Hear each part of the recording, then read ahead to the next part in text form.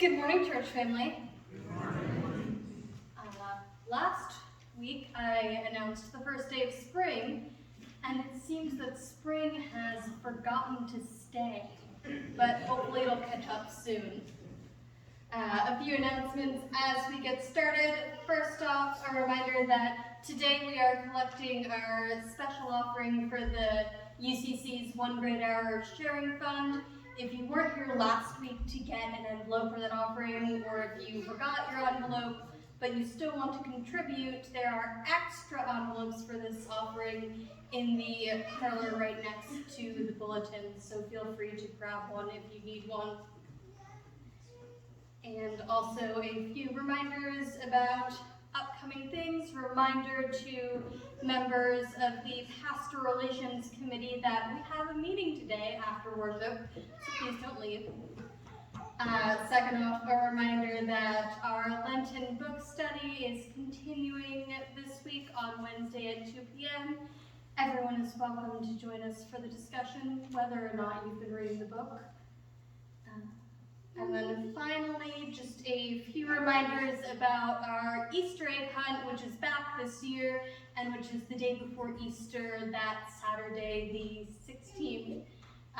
Sign-ups for children are on the table in the parlor, so if you have a grandchild, a niece, a child of a friend, a grandchild of a friend who you think would be interested, please feel free to sign them up in the parlor.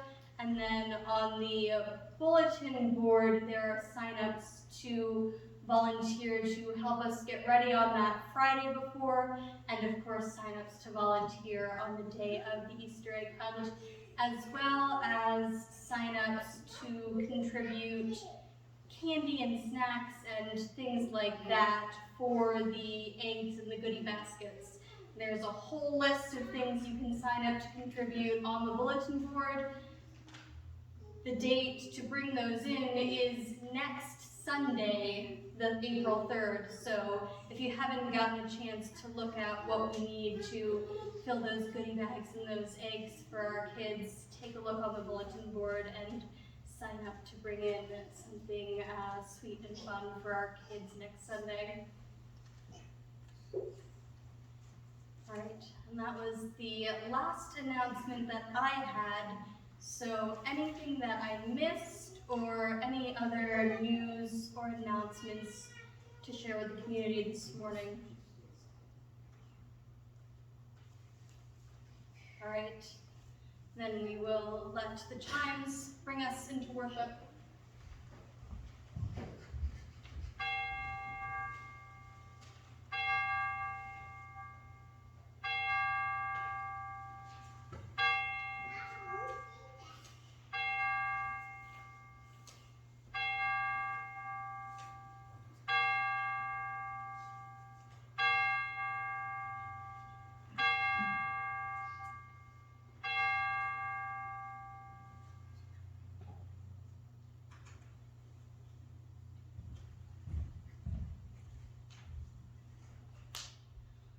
With the extravagant love and radical invitation of God, we are all in His family.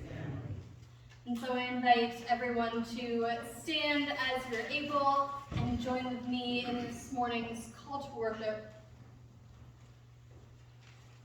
Wherever on earth, this vast earth, our feet roam, we are bound to worshiping God.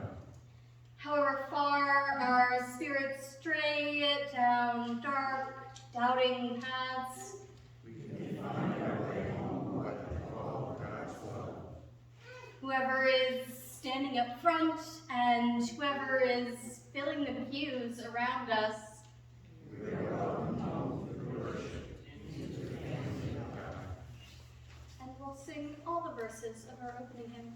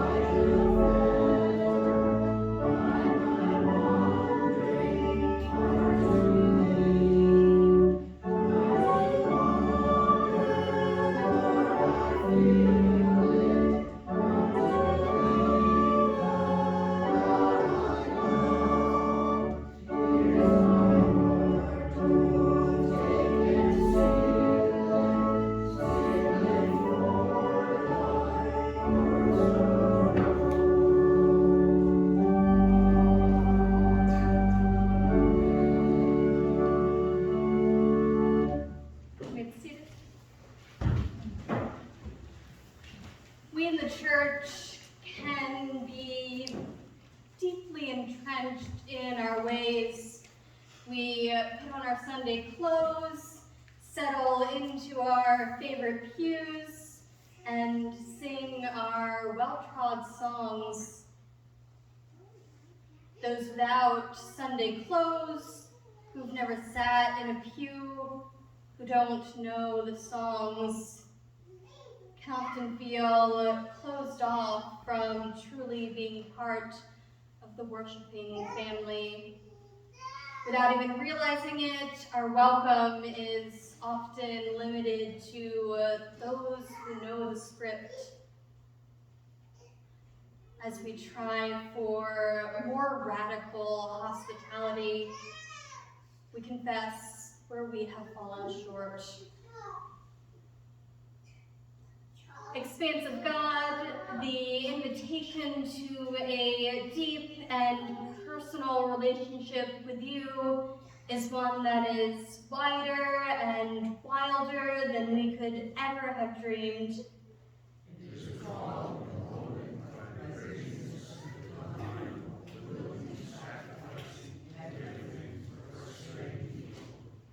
It is a call wide enough to include tax collectors and prostitutes,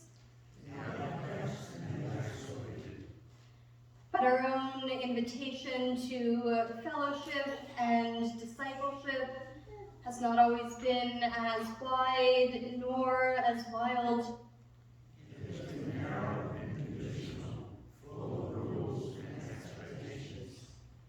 Forgive us for being less welcoming, less inviting than you.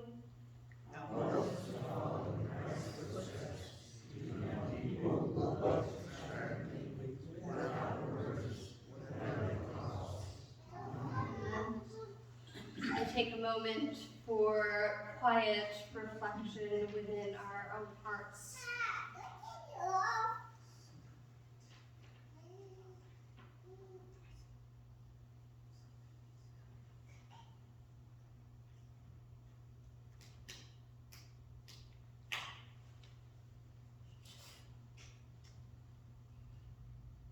When our welcome is more restrictive than Christ's boundless one, God forgives our complacent minds and ways. Just as Jesus turned expectations upside down with God's extravagance, so Jesus gives us another chance to do the same. And so we proclaim, praise be to God.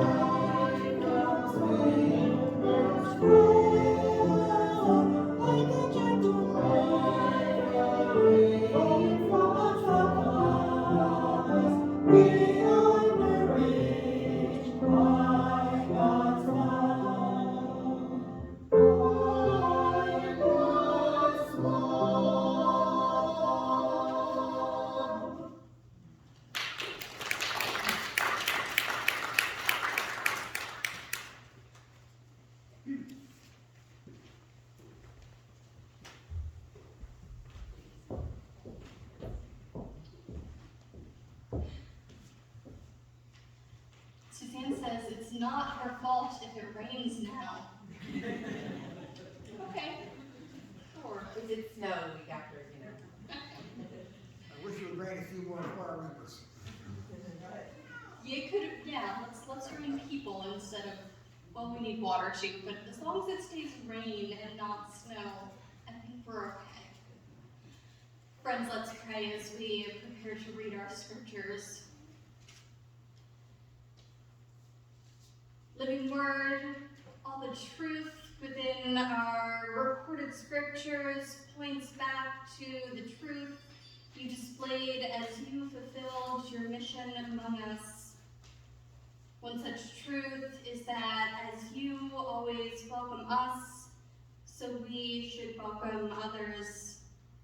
May our reading inspire us to live it as you did. And the people say, Amen. This morning's psalm is one of those that was used in the worship of the ancient Israelites. The psalm functioned much the same way that our assurance of pardon does, by thanking God for forgiveness after confession. And just like ours, it would have been spoken responsively between the worship leader and the congregation. Bear that in mind as we read all of Psalm 32 from the New International Version's translation. Blessed is the one whose transgressions are forgiven, whose sins are covered. Blessed is the one whose sin the Lord does not count against them, and in whose spirit there is no deceit. When I kept silent, my bones wasted away through my groaning all day long. For day and night your hand was heavy on me. My strength was sapped as in the heat of summer. Then I acknowledged my sin to you and did not cover up my iniquity. I said, I will confess my transgressions to the Lord. And you forgave the guilt of my sin. Therefore, let all the faithful pray to you while you may be found. Surely the rising of the mighty waters will not reach them. You are my hiding place. You will protect me from trouble and surround me with songs of deliverance. I will teach you and instruct you in the way that you should go. I will counsel you with my loving eye on you. Do not be like the horse or the mule, which have no understanding, but must be controlled by bit and bridle, or they will not come to you. Many are the woes of the wicked, but the Lord's unfailing love surrounds the one who trusts in him. Rejoice in the Lord and be glad, you righteous. Sing, all you who are upright in heart. Here ends the first reading. For our gospel reading, Jesus tells what remains one of the best known parables, the story of the prodigal son, in response to the allegation that he eats with sinners. We read from chapter 15, beginning with the first 3 verses, and then jumping to verse 11 for the parable. Now all the tax collectors and sinners were coming near to listen to Jesus. And the Pharisees and scribes were grumbling and saying, "This fellow welcomes sinners and eats with them."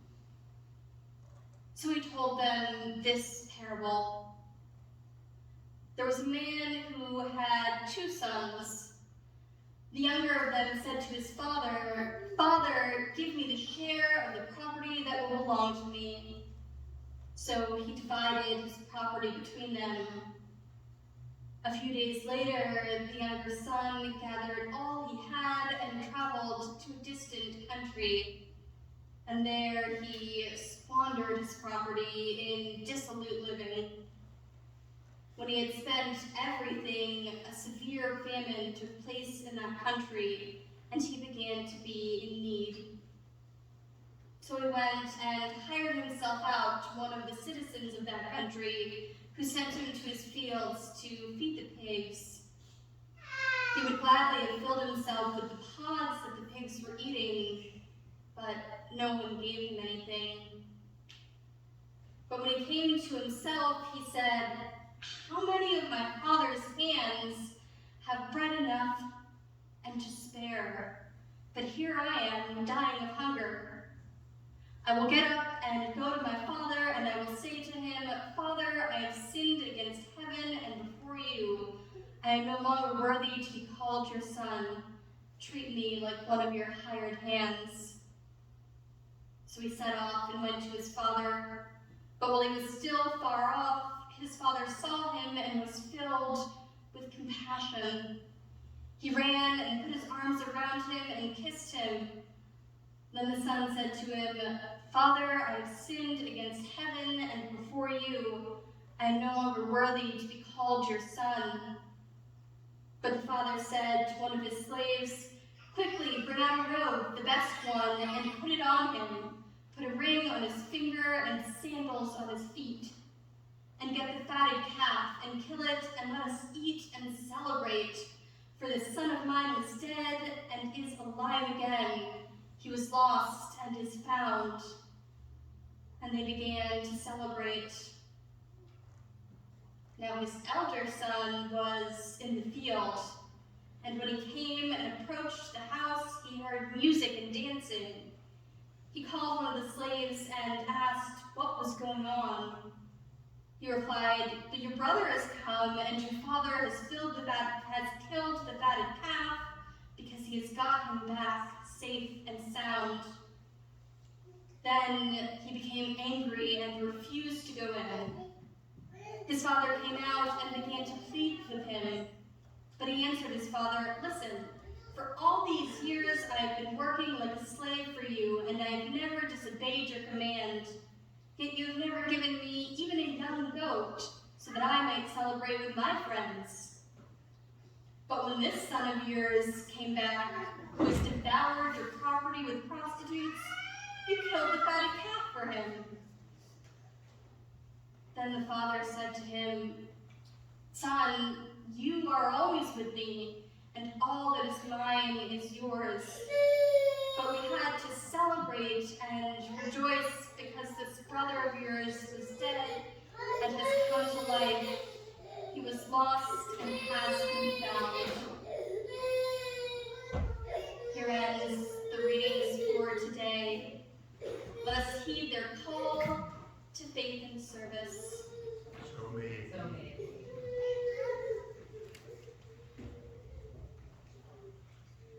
So raise your hand if you are a sibling, if you have siblings, okay? Keep your hand up if you are the oldest sibling, okay? How about if you're the youngest sibling, okay?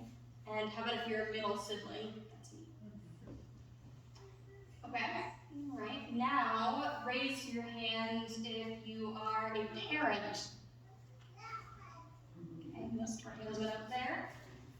All right, now I'm gonna ask you a few more questions thinking about our parable. This time, close your eyes first, because you don't need to know each other's answers to this one. So close your eyes.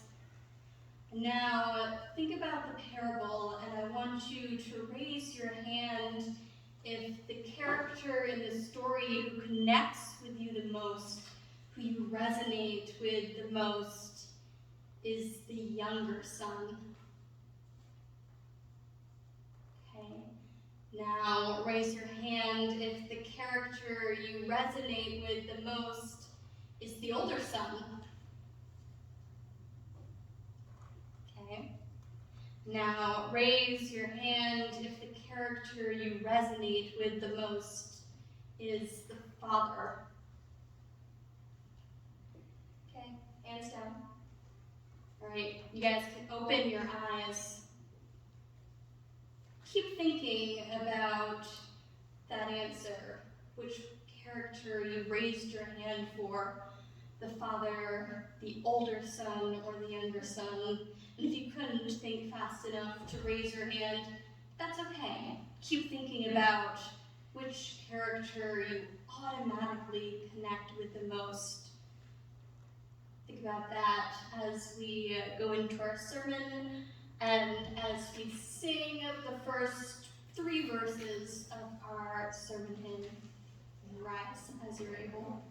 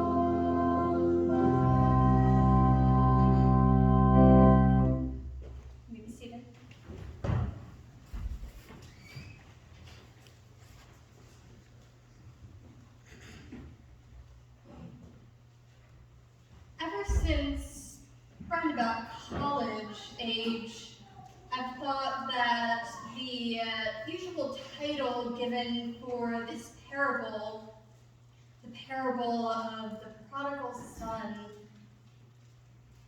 is a weird choice. I first started thinking this in college because that's when I first learned what the word prodigal actually means, which is wastefully or recklessly extravagant. Before then, I had always assumed, based on the context of the scripture, that the word prodigal meant returning. It seemed obvious to me that the point of the parable was that the younger son sees the error of his ways and returns to his father and is welcomed back with rejoicing. The focus isn't on the mistakes, but on the end result. Therefore, the word prodigal had to be about the theme of the parable. Ergo, it meant returning. No, I don't remember exactly what led me to discover the real meaning of prodigal. Probably I came across it in a different context, and it didn't make sense the way I thought of it. So I actually had to bother to look it up. But I do remember being deeply disappointed by the title of the parable as soon as I found out what prodigal meant. The wasteful son? Well, that's not exactly inspiring. Which is why I gave the parable a new name for this sermon. This isn't about only the prodigal son It's not only a sermon about the wasteful son, instead it's a tale of two brothers. This parable then, whatever name we call it, has always been a pretty popular one, both among preachers and theologians. For preachers, we like this story because it drives home the message that the lost can be found. It's a story that just about everyone can relate to, because we've all known what it is to stray in some fashion or another, and we all need to know that God welcomes us home. Well, that's a pretty easy, comforting message to preach on, and it certainly is central to the parable.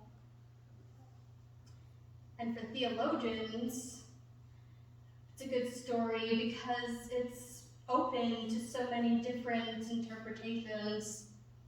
Theologians throughout Christian history have looked at the characters in this story as allegories for any number of things, or they focused on a particular character's point of view, or they've tweaked the telling of the parable to get it to mean what they want it to mean.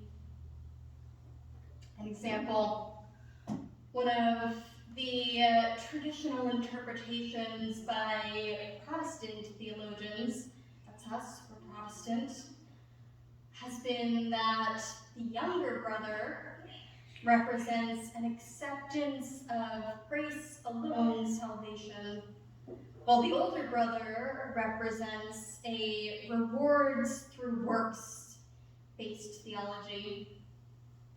Now in this telling, the father represents God, who promotes the grace alone stance while condemning rewards through works type of thinking. Goes like this in these theologians' minds. Well, the younger son hasn't done anything to deserve his father's love except come home, yet he receives it anyway, because love is a gift of God's grace. The older son has been working all the time and trying to earn his father's approval, but he still gets reprimanded over his jealousy, because nothing we can possibly do, no matter how good, is enough to earn salvation. It must be a gift. So at the end of the day, the character in the story you want to emulate, according to these theologians, is the younger son who has come to understand the preciousness of the gift that is salvation through God's grace. That's not a bad interpretation. It makes sense. The allegories of the characters fit them. And it's true, of course, that salvation is indeed a gift. It cannot be earned.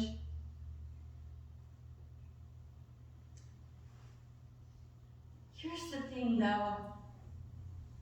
When I read this story, if your eyes have been open to see my hand go up a few minutes ago when I was asking our questions, my gut instinct isn't to empathize with the younger brother, but with the older one. I feel his anger. Yeah, it sucks when you've worked hard and yet someone who has not worked as hard as you have is reaping equal benefit. I understand the older brother's desire to want to have his work acknowledged, and his perception that the younger brother is being let off much too easy. That's only after I reflect on the story for a while after I spend some time in prayer, that I tend to come around to also empathizing with the younger brother. I feel his fear, to be overwhelmed by mistakes and at the very rock bottom of life, having no clue where to go from there. I also feel his relief. I understand what it's like to expect punishment, to know that I deserve consequences, but to find acceptance and love instead. So if I can find something to empathize with in both of these brothers' stories, and the older one even more instinctively than the younger, I have to believe that there's a better way to understand this story than our Protestant theologians would have it.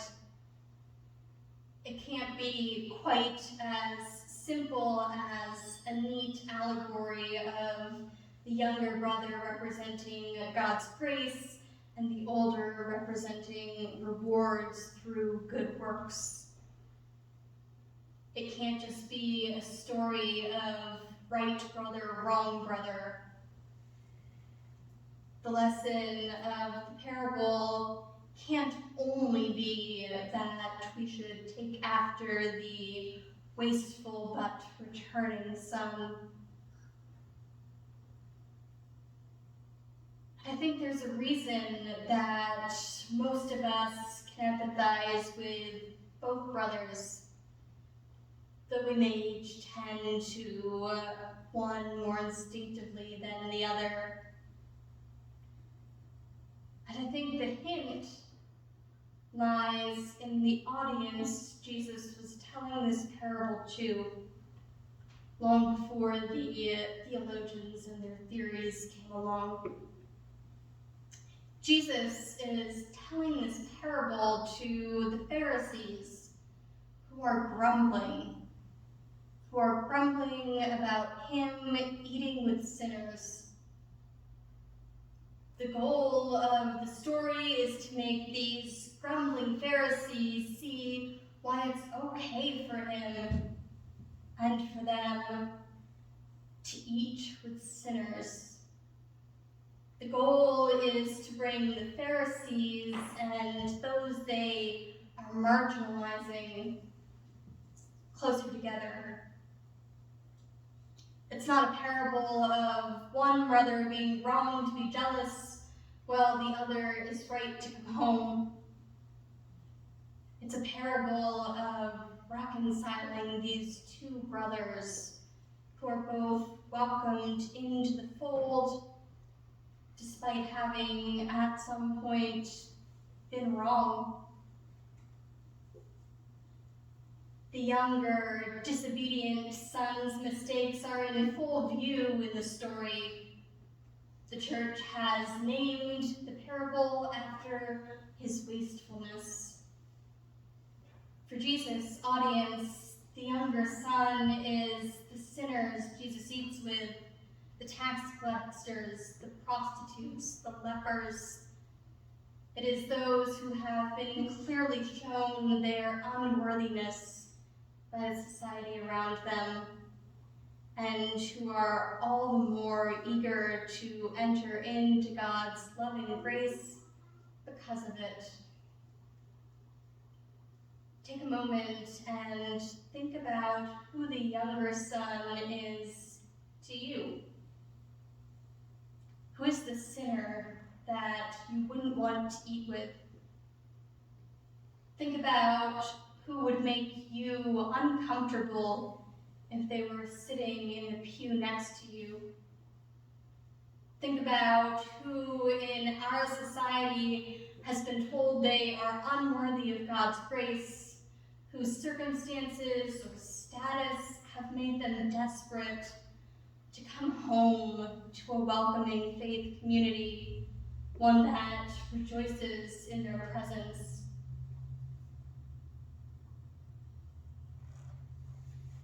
the older, obedient son's mistake is a little more subtle.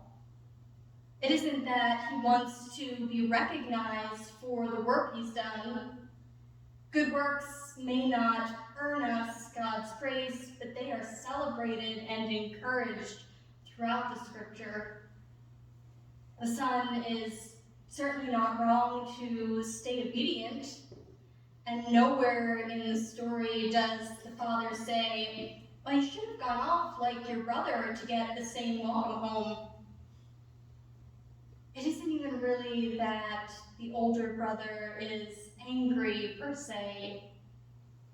Emotions are valid, whatever they are.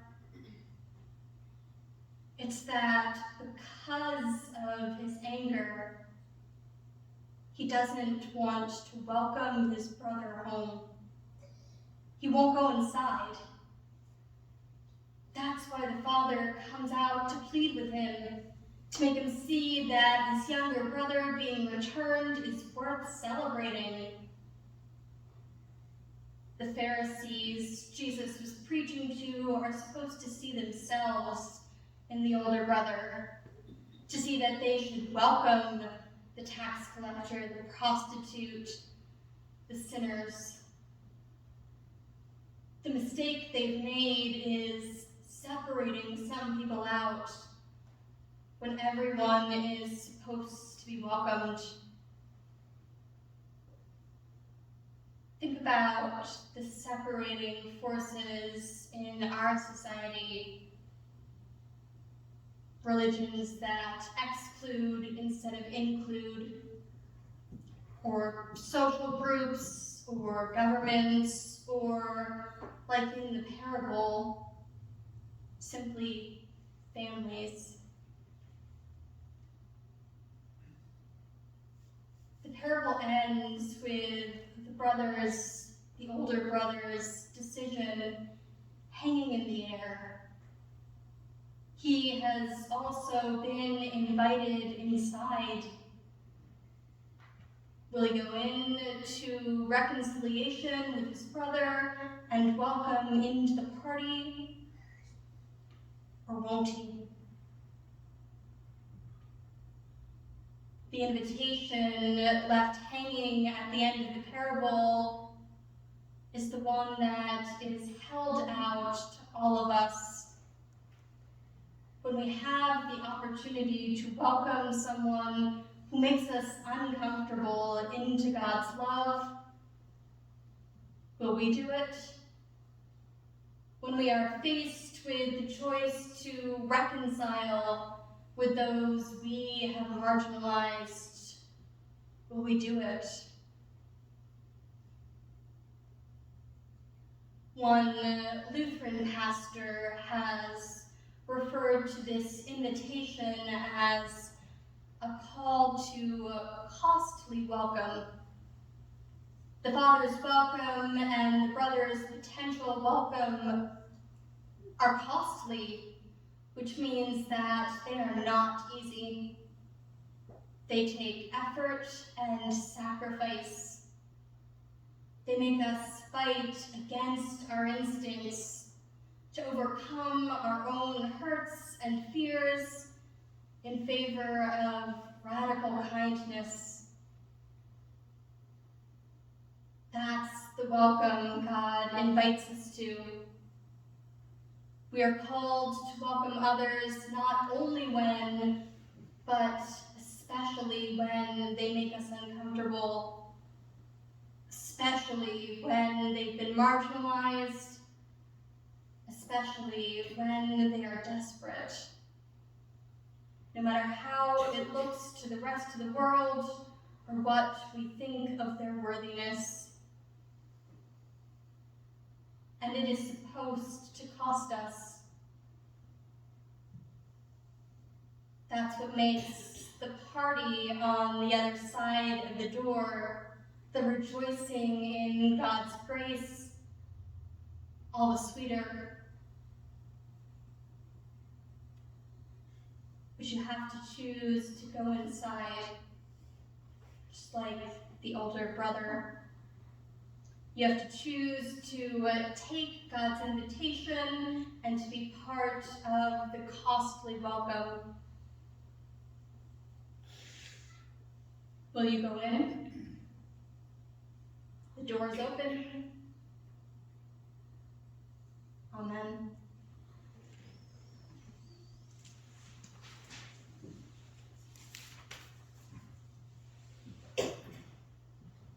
Friends, as we prepare to pray together, any joys, concerns, prayer requests to share with the community this morning?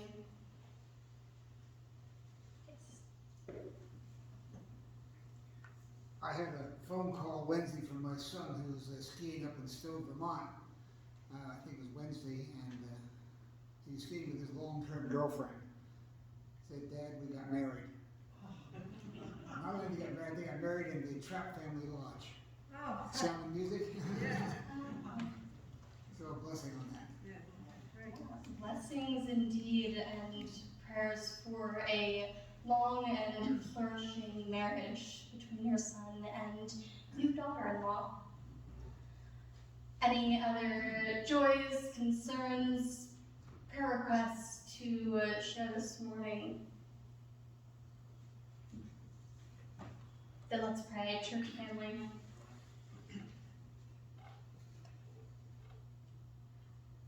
God of abundant welcome, you've shown us what it means to offer radical hospitality. Just as you ate with tax collectors and sinners, just as you opened the way to salvation first for the lost and then for the found, so you call us to fling wide our sanctuary doors and usher in those of our own communities who are floundering, wandering far from your love and perhaps from righteous paths.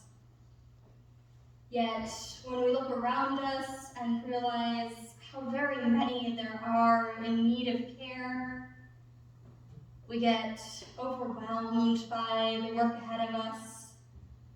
And so we lift our hearts to you in prayer, asking you to walk the journey along with those who are lost in violence, of war at home or abroad, of partners and families who seek only to control instead of love, of self-harm in lieu of self-worth,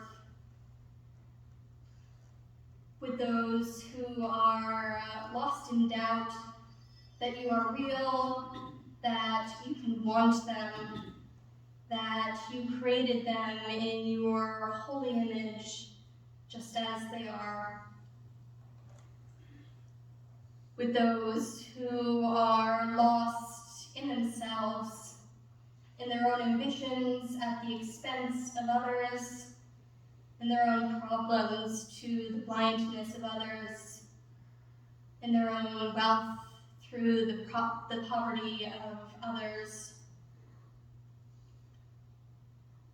And finally, O God, we ask you to walk the journey with those of us who are committed to your church, that we may never close our doors or hearts on the ones you have invited to eat at your table, which is everyone. And so it is with everyone's good in our minds that we raise our voices together in the prayer that you taught us. Our Father, who art in heaven, Hallowed be thy name. Thy kingdom come, thy will be done, on earth as it is in heaven. Give us this day our daily bread, and forgive us our debts, as we forgive our debtors. And lead us not into temptation, but deliver us from evil. For thine is the kingdom, power, and the glory, forever. Amen.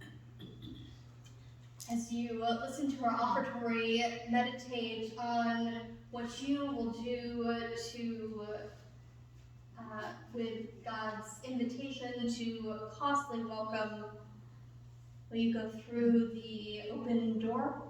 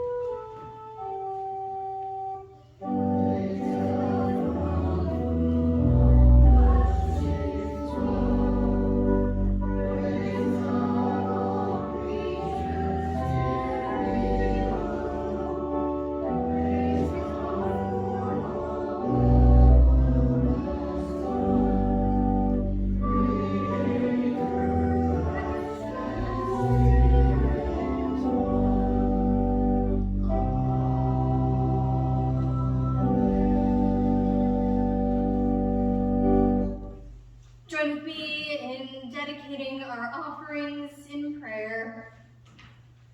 Holy One, when you stand in front of us with open arms, it causes our hearts to burst with gratitude. And we want to spread the love you show us. Take these offerings to do just that, until your household is everywhere we look. Amen. We'll sing the first and last verses of our closing hymn.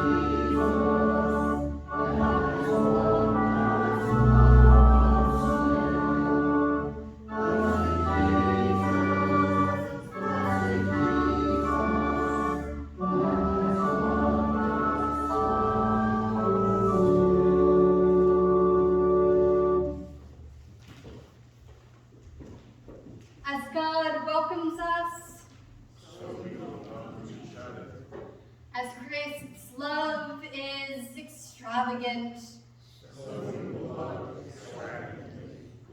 Then go out into the world in peace, be strong and of good courage, hold fast that which is good, love and serve the Savior, and may the blessing of God, Creator, Redeemer, and Sustainer go with you and be with you always. Amen.